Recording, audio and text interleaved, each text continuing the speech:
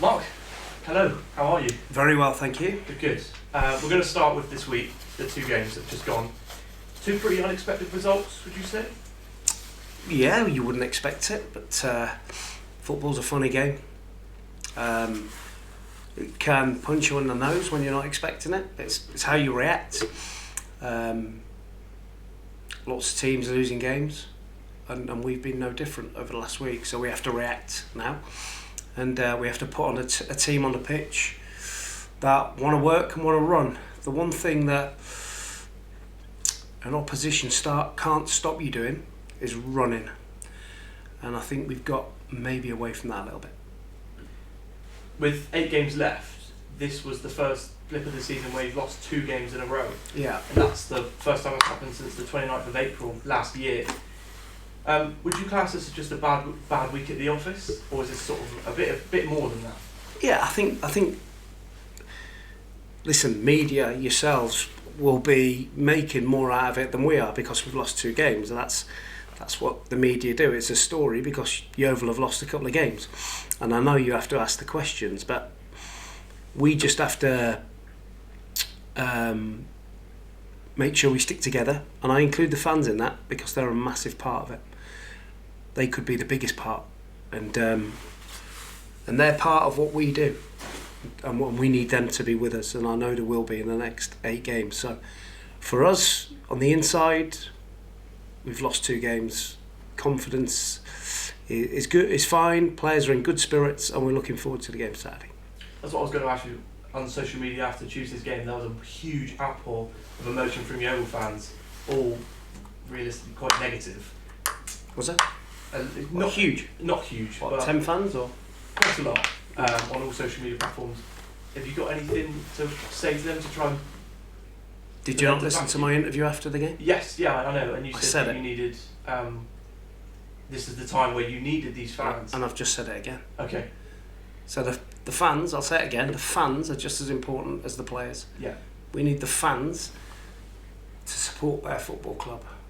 And most of the season they've been brilliant. We need them now. We really need their help, and they can play such an important part. Michael Smith just said that he don't want to think like this, but realistically them 2 games are now gone, and especially Chelsea's losing as well. This puts you one step closer to your end goal. Is that how you are thinking as well, that game was just one step closer? No. Okay. I look at the next game, which is Slough. Yeah. Have to. Okay. And like I say, I have to make sure I put a team on the pitch with the players that we have left available that I know are going to run and they're going to sprint. Because sometimes if you might be feeling a little bit down on yourself and you're not sure about your ability, or just run. Because you can play rubbish and win if you run about. You can't play rubbish and win if you don't run about. So if we work hard in the opposition, we have a hell of a chance. I remember you saying in your post-match on Tuesday that you didn't expect the result going into half-time. The positive to take from the first half was the goal from Fisher. Fisher with 2 goals in the last 3 or 4 games, I think it was. Is that making you a bit more positive to start Fisher more often with the injuries you've got, including Hyde and Murphy at the moment? We don't just look at goals, we look at the whole performance. Yeah.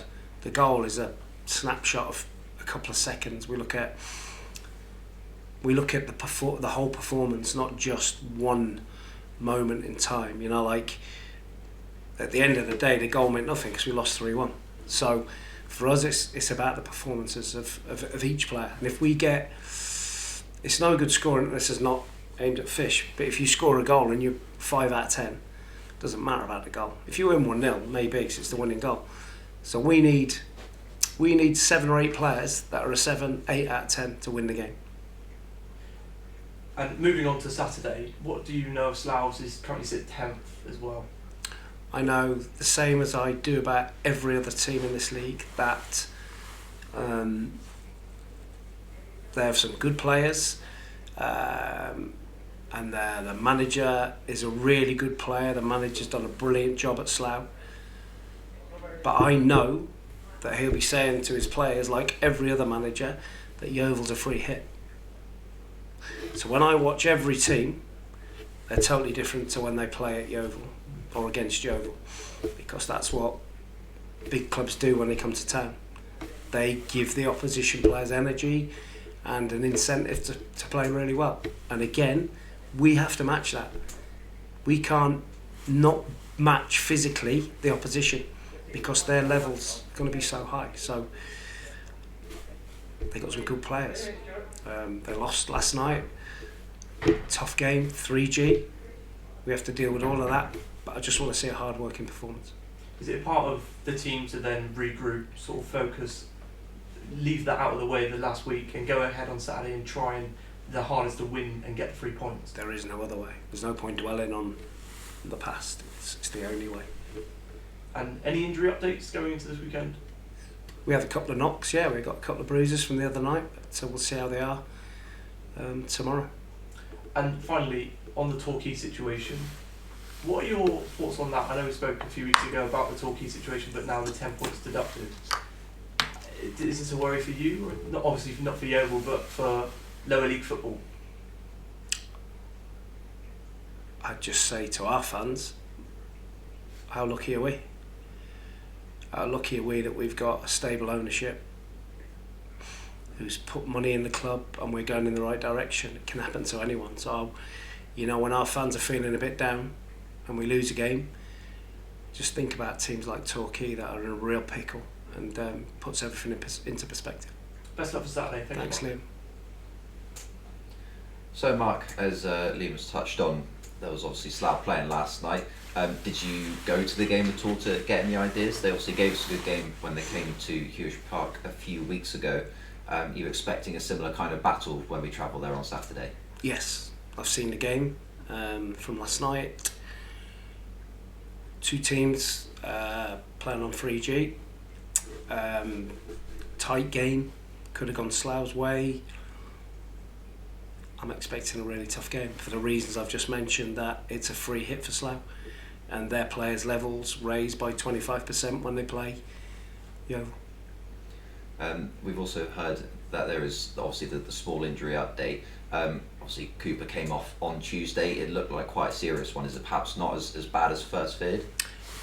When you watch it back in the video, his ankle buckled, twisted his ankle really bad, but he's not ruled out for the weekend yet. He's responded quite well to treatment, and we're not ruling him out just yet. And is it unlikely that we'll see the likes of Reece Murphy and Jake Hyde again this season? Obviously, they sort of dropped out the squad sort of early January, and we've not had much of a time frame, neither of you guys, to be fair. Is there a chance we see them again before the end of the year? Hyde definitely won't, but we're keeping our fingers crossed that Murph, even if it's the last week or last few games, can come back and give us something. Is there any concerns over sort of individual performances? I know a lot of people online, at least the people I've spoken to, have been slightly concerned over Jordan Young since he's had his contract extension. Is there any others that you're sort of keeping your eye on, perhaps a bit of complacency? No, players go through spells. If Jordan Young played every game like he did at the start of the season, he wouldn't be playing for us. He'd be playing a lot higher level. So they have spells of inconsistencies. But again, I go back to, if you are in one of them spells, run yourself into the ground. Just run.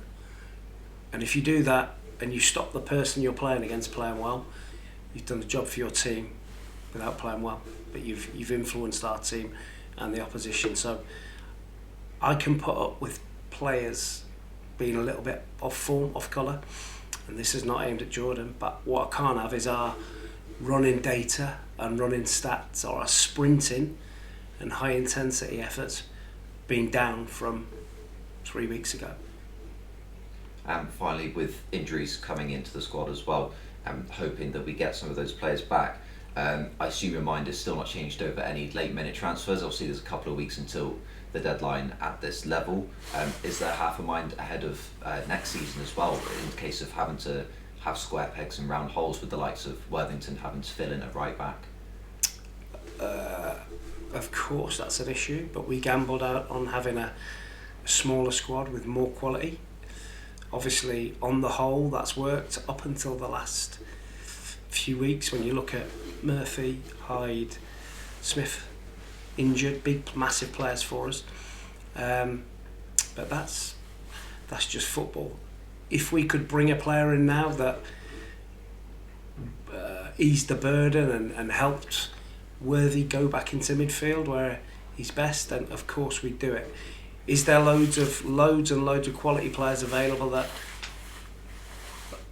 teams want to let their best players go at this stage of the season? No. Are there players that are available that want to come all the way down to the Oval? No. So it's a real difficult market, and I only want a player to come if he's desperate to play for the Oval. I don't want somebody coming just to do us a favour. I want it to be that they're desperate to come and play 8 games and get a promotion on their CV. So unless it's one of them, we won't bring anyone in. If I find one of them, then we will. Brilliant. Good luck for Saturday. Thank you. Thank you very much.